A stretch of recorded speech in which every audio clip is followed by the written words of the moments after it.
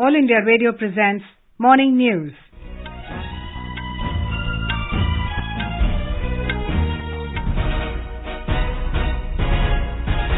Good morning. I am Lalema Aneja Dang and with me is V. Ravi Kumar. The headlines. Prime Minister Narendra Modi reviews measures to boost production and supply of oxygen across the country. Asks officials to ensure that 1,500 PSA oxygen plants being set up are made functional at the earliest.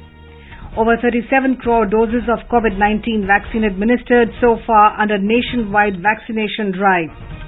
National COVID-19 recovery rate improves to 97.2%. Gujarat to open schools for class 12 and colleges from 15th July. Haryana schools to reopen from class 9 to 12 from the 16th of this month. Uttarakhand caps hotel occupancy at 50% in Nainital and Dehradun following large influx of tourists. 15 European Union countries recognize India's Covishield vaccine for travellers. External Affairs Minister S. Jaishankar to hold bilateral meeting with his Georgian counterpart today. In Wimbledon tennis, Novak Djokovic beat Canada's Denis Shapovalov to set title clash with Matteo Berrettini of Italy in men's singles tomorrow. Ashleigh Barty to face 8th seed Karolina Pliskova in women's singles final today. And in women's cricket, England beat India by 18 runs through Duckworth-Lewis method in first T20. As the nationwide free COVID-19 vaccination campaign at government facilities for those above 18 years is going on, we advise our young listeners to get vaccinated and also to help others to get vaccinated. We also advise our listeners not to lower their guard as COVID-19 remains a threat to our health. Please stay at home unless it is essential to go out and continue to follow these 3 simple steps. Wear a face mask, maintain 2 gaz ki duri for social distancing and focus on hand and face hygiene. For any COVID-related information and guidance, contact national helpline numbers 011-2397-8046 and 1075. And now the news in detail. Prime Minister Narendra Modi has reviewed the progress of oxygen augmentation and availability across the country. During the review meeting, officials briefed the Prime Minister about the progress on installation of PSA oxygen plants across the country. More than 1,500 PSA oxygen plants are being set up across the nation. The Prime Minister was informed that once all PSA oxygen plants coming up through PM CARES would be functional, they would support more than 4 lakh oxygenated beds. Mr. Modi instructed the officials to ensure that these plants are made functional at the earliest and work closely with the state governments. Officers apprised the Prime Minister that they are in regular touch with the officers from state governments regarding fast-tracking the oxygen plants. The Prime Minister asked them to ensure that there is adequate training of hospital staff on operation and maintenance of oxygen plants. He also directed to ensure that each district has trained personnel available. Officials informed him that there is a training module prepared by experts and they are targeting training of around 8,000 people across the country. During the meeting, Mr. Modi also stressed on deploying advanced technology like Internet of Things to track performance and functioning of these oxygen plants at a local and national level. Principal Secretary to Prime Minister P.K. Mishra, Cabinet Secretary Rajiv Gauba, Health Secretary Rajesh Bhushan, Housing and Urban Affairs Secretary D.S. Mishra and other senior officials attended the meeting. The government has strongly appealed to the people not to lower their guard in the fight against coronavirus as the threat of the virus is not over. Addressing media in New Delhi, Joint Secretary in the Health Ministry Love Agarwal referred to Prime Minister Narendra Modi's remarks during his first meeting with the Council of Ministers about violation of COVID-appropriate behavior by the people. He said, giving relaxation in restrictions does not mean that the pandemic is over and people should continue to follow COVID-safe behavior.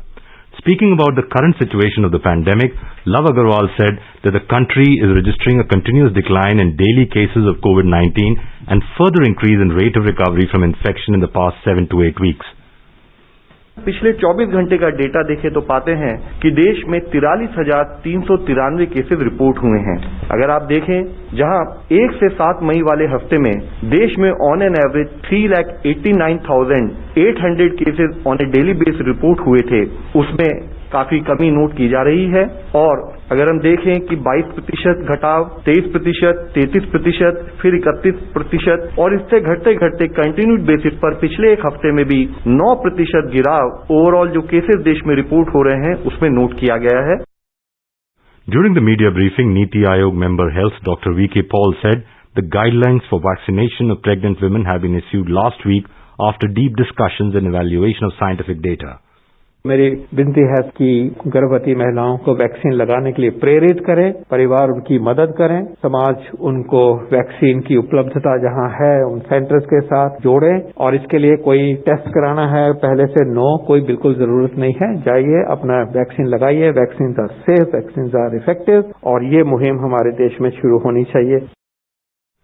India has crossed yet another milestone in the COVID vaccination drive as the total vaccination coverage has crossed the 37 crore mark. Union Health Ministry has termed it India's landmark achievement in the fight against COVID-19. The COVID-19 recovery rate in the country has improved to 97.2%.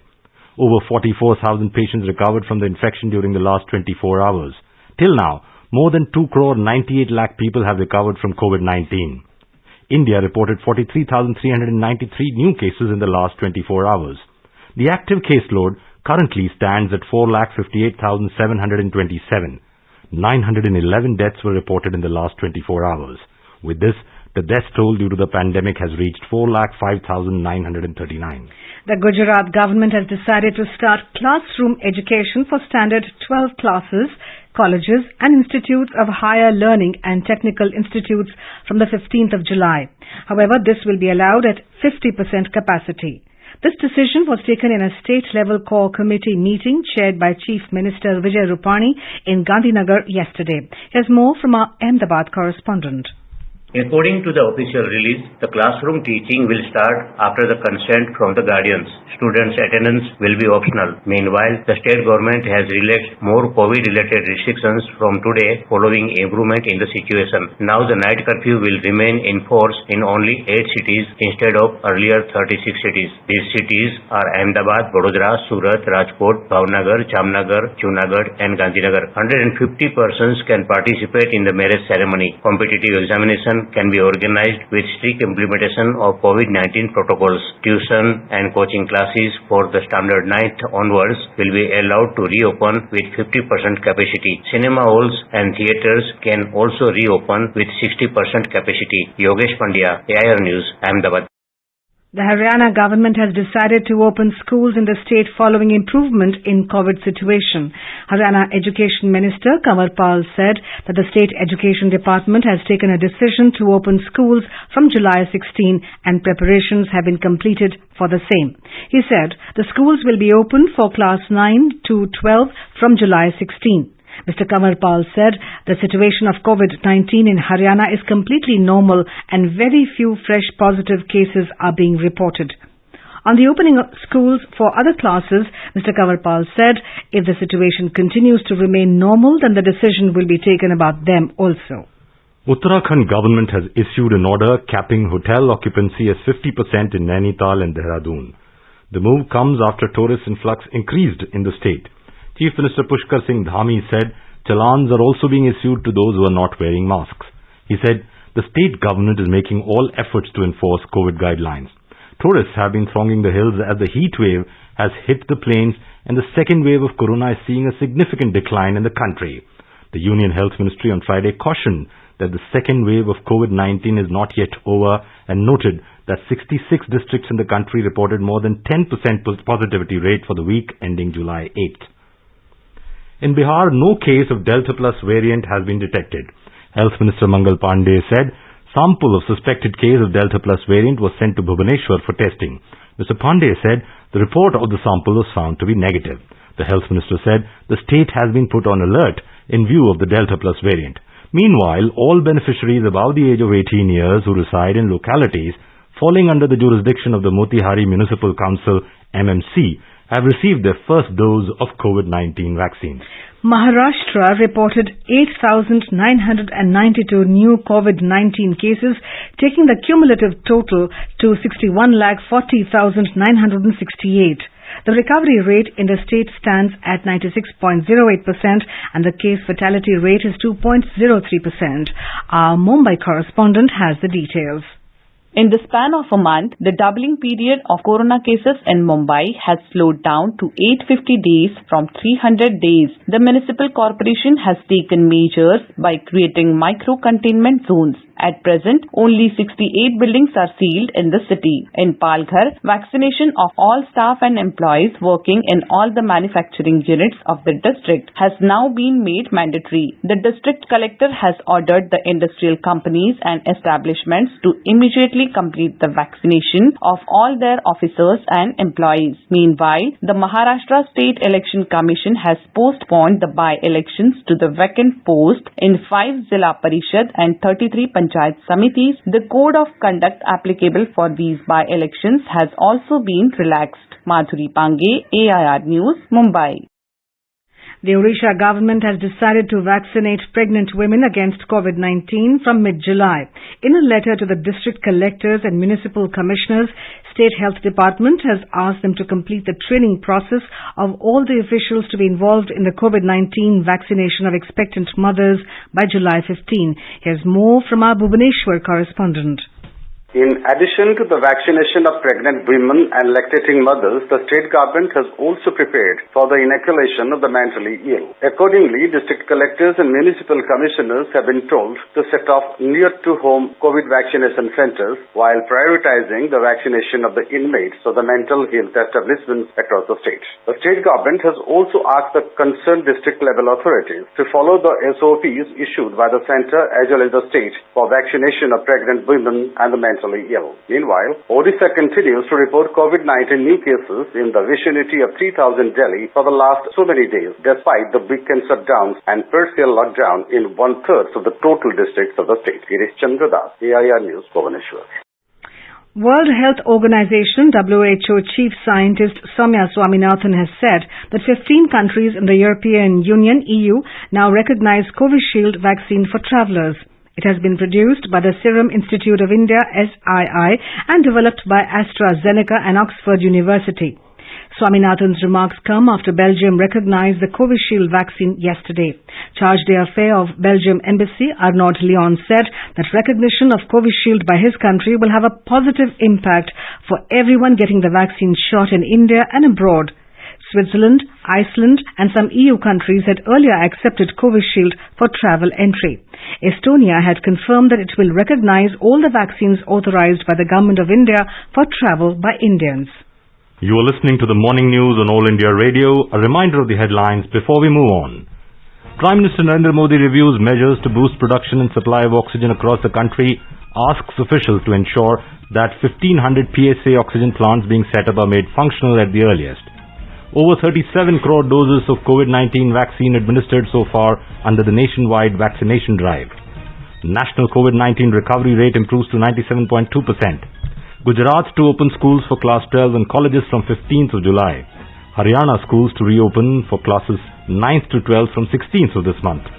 Uttarakhand caps hotel occupancy at 50% in Nainital and Dehradun following a large influx of tourists. 15 European Union countries recognize India's Covishield vaccine for travellers. External Affairs Minister S. Jaishankar to hold bilateral meeting with his Georgian counterpart today. In Wimbledon tennis, Novak Djokovic beat Canada's Denis Shapovalov to set title clash with Matteo Berrettini of Italy in men's singles tomorrow. Ashley Barty to face 8th-seed Karolina Pliskova in women's singles final today. And in women's cricket, England beat India by 18 runs through the Duckworth-Lewis method in the first T20. For quick news updates round the clock, follow us on our Twitter handle @AIR News Alerts.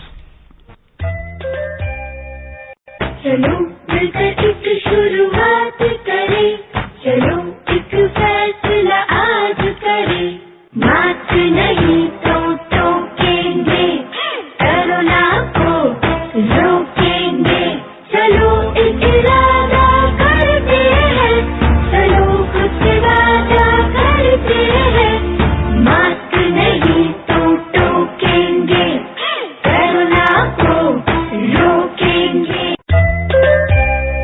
The Centre Minister is disseminating awareness of national helpline numbers for the benefit of citizens during the COVID-19 pandemic. The helpline number of the Health and Family Welfare Ministry is 1075.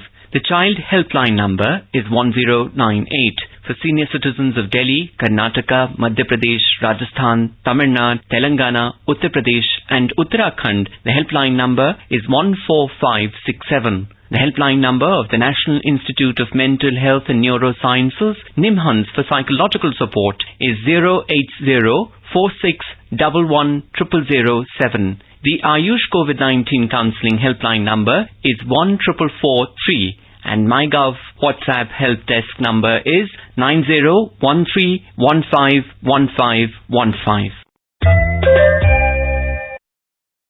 External Affairs Minister Dr. S. Jaishankar arrived in Georgia yesterday on a two-day visit. He was received by Foreign Minister of Georgia, David Zalkalyani.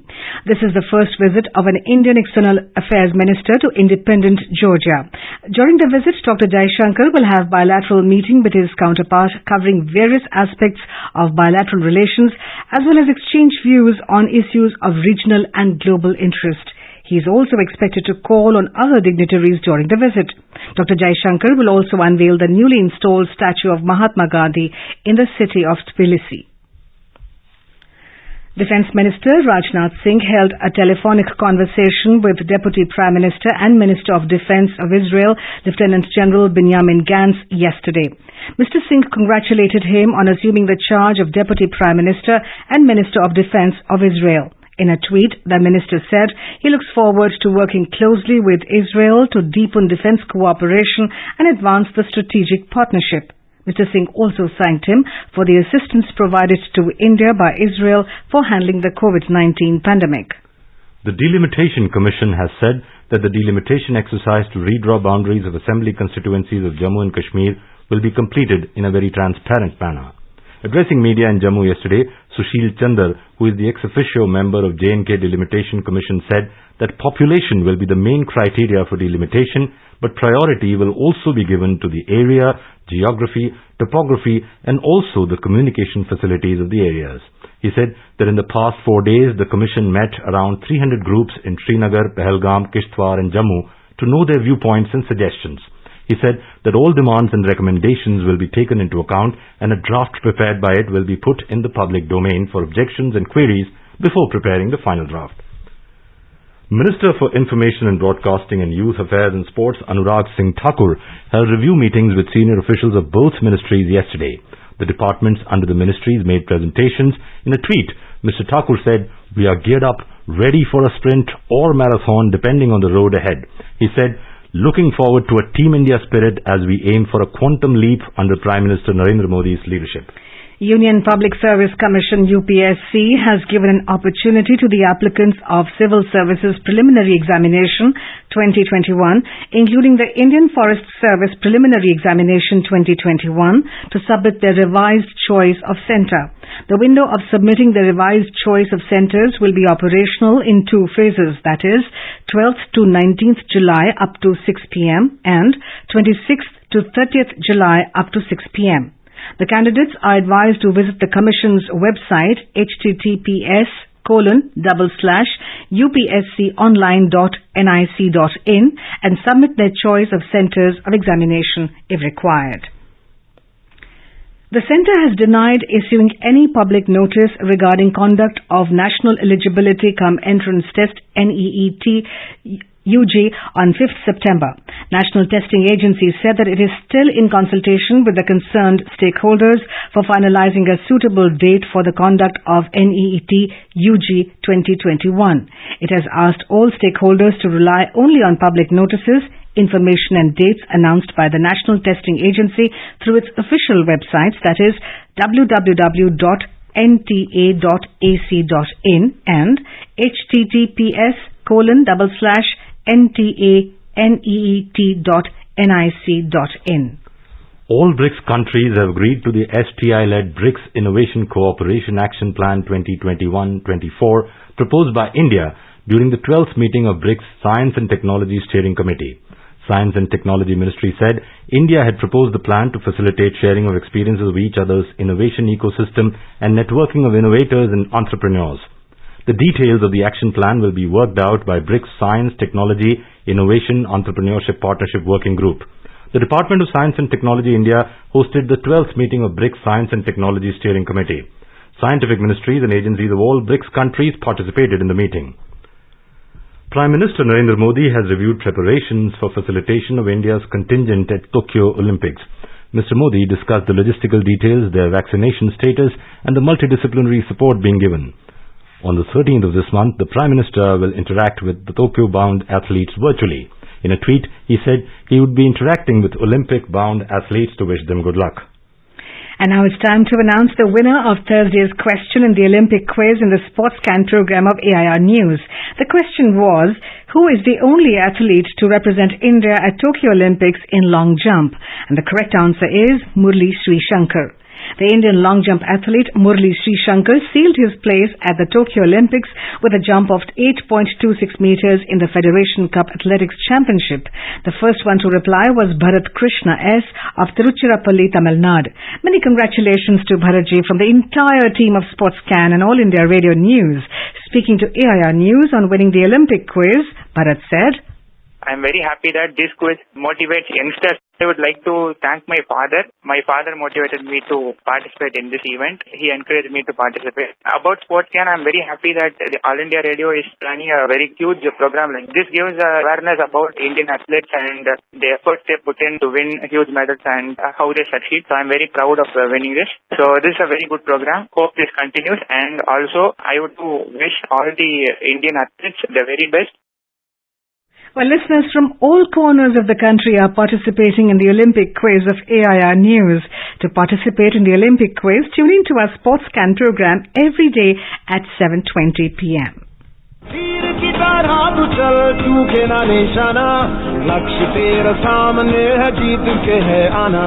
In the run-up to the Tokyo Olympics, the News Services Division of All India Radio in its SportsCan program is broadcasting every day Olympics quiz with AIR News. Olympics quiz Akashvani समाचार के साथ in Hindi. Every day a question related to Olympics will be asked at the beginning and closing of the program. To participate in this program, listeners can send the replies by email on airsportscan@gmail.com. The first correct answer received through email will be adjudged the winner of the quiz.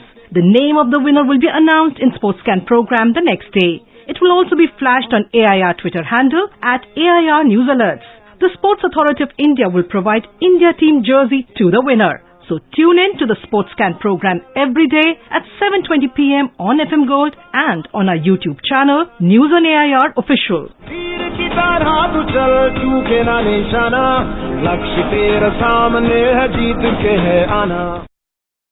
In our Olympic special today, with 14 days to go for Tokyo Olympic Games, All India Radio today will take a look at Rahi Sarnobat, India's hope for a medal in the 25-meter women's pistol event.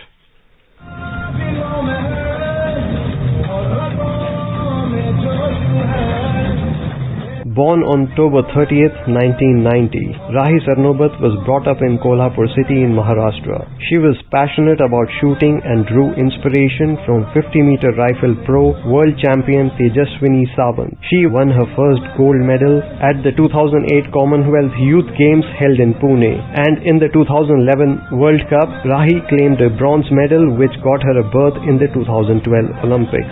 She became India's first pistol shooter to clinch a gold medal in the 2013 edition of the ISSF World Cup. Though Rahi had won gold at the 2014 Glasgow Commonwealth Games, few knew she was on a heavy medication to alleviate pain in her left elbow. Rahi returned to the Asian Games in 2018 and became the first Indian woman to bag a gold in 25-meter pistol shooting event. As the 30-year-old Rahi aims at Olympic glory in Tokyo, she is once again hitting top form, having clinched gold in the ISSF World Cup held recently in the Croatian city of Osijek. AIR News.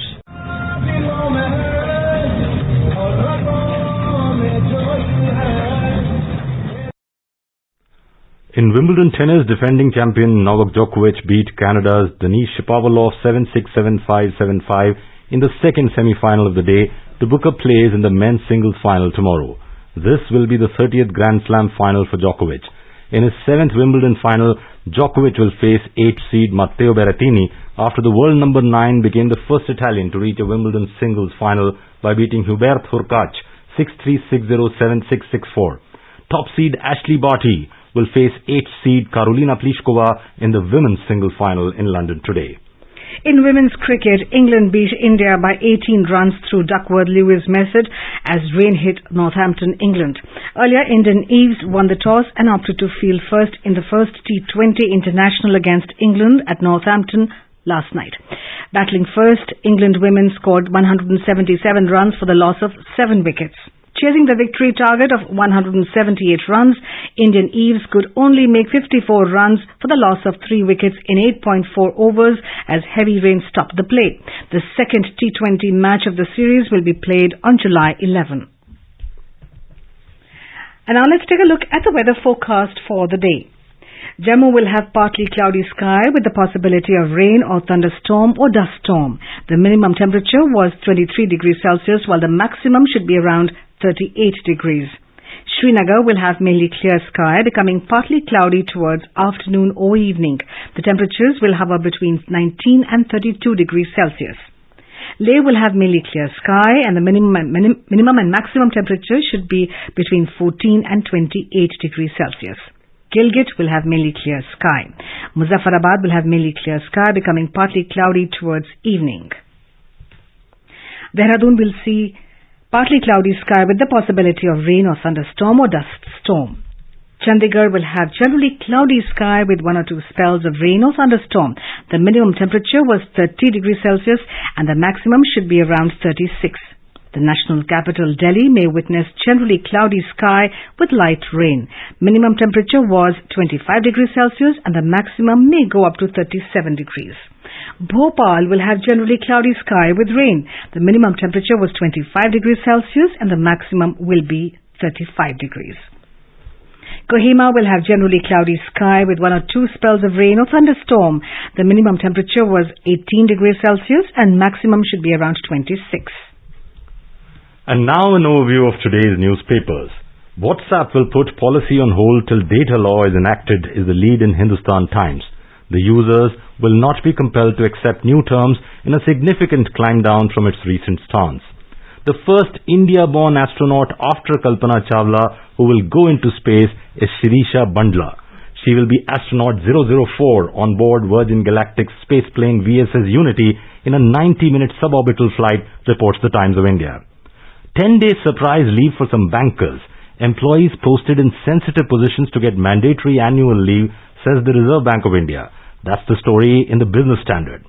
Bring Uniform Civil Code High Court to center. Society becoming homogeneous, it will reduce conflicts caused by personal laws, says the court, the Pioneer report. Eco-lovers in Karnal free about 100 trees from the shackles of iron tree guard that hampered the tree growth, is a story in the Tribune. Israeli hospitals are all set to deploy robots for drug delivery, is the report in the Statesman. And finally, the Oscar winner Bhanu Athaiya's collection of heirloom textiles set to be auctioned, is a story in the Indian Express. Bhanu, who died in October 2020, has left the legacy of many exquisite saris, some even 100 years old, and the collection is estimated to be around 1 crore. And now before we end the bulletin, the headlines once again. Prime Minister Narendra Modi reviews measures to boost production and supply of oxygen across the country, asks officials to ensure that 1,500 PSA oxygen plants being set up are made functional at the earliest. Over 37 crore doses of COVID-19 vaccine administered so far under the nationwide vaccination drive. National COVID-19 recovery rate improves to 97.2%. Gujarat to open schools for class 12 and colleges from 15th July. Haryana schools to reopen for class 9 to 12 from the 16th of this month. Uttarakhand caps hotel occupancy at 50% in Nainital and Dehradun following large influx of tourists. 15 European Union countries recognize India's Covishield vaccine for travellers. External Affairs Minister S. Jaishankar to hold bilateral meeting with his Georgian counterpart today. In Wimbledon tennis, Novak Djokovic beat Canada's Denis Shapovalov to set title clash with Matteo Berrettini of Italy in men's singles tomorrow. Ashleigh Barty to face 8th seed Karolina Pliskova in women's single final today. And in women's cricket, England beat India by 18 runs through Duckworth-Lewis method in first T20. And that's all we have for you in the morning news. Have a nice day.